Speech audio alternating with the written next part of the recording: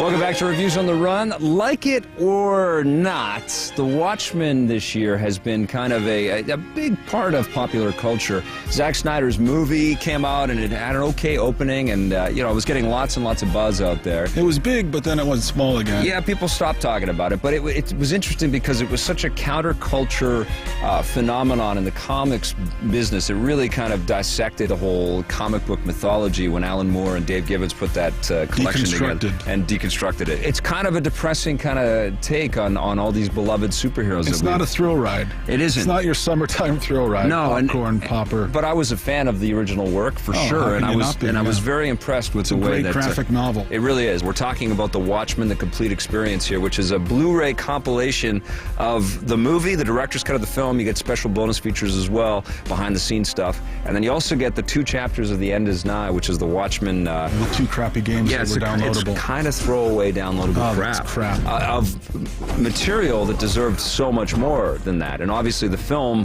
aspired to be a real labor of love for the fans. Yes. The games were something you'd find at the bottom of the Cracker Jack box. Yeah, but what's interesting though, when you assemble it all on these Blu-ray discs, it actually doesn't seem like such a bad deal. We're talking about a $50 investment or $60 investment, depending on where you buy the. Well, why not just buy the Blu-ray? You could just buy the Blu-ray instead of buying the 2 crappy beat-em-ups. It's true. It's terrible. Yeah, it's boring. It's worse than Double Dragon, which is really disappointing. You know, if you look at something that's so on point, like the combat engine in Batman that we just talked about, right? And then you go to this, and it's just you're throwing punches, and guys are hitting you, and you don't know when you should dodge, and then all of a sudden you're dead, and you're like, what is this piece of garbage? Yeah, and you get surrounded by enemies. Batman shows you how to do it right. This shows you how to do it exactly wrong. You get surrounded all the time, and you don't know which guy you're hitting, and you go into all these pre-manufactured animations, and just it feels so forced and phony and not of garbage. Not true to the source at all. Even though they hired the voice actors, Jackie Earle Haley's in there, and the Night Owl character, and they did a great job with the graphics. I think they did a really nice job with the way that the character models move and are animated, and they get some pretty cool, violent, attacks in this thing, just like they are in the film.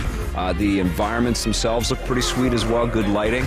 But it's just terrible. It's just boring. Boring gameplay. Sometimes I wish I had a machine that I could use that I could just make certain things erase from the world. Yeah. Like my ex-wife. I would erase her. And I would erase this game because I really feel like, and I don't use this word lightly, it's an abomination. Sunset brings no relief from abysmal heat. It's only one symptom of city sickness. Would you recommend that people see the movie? Yes.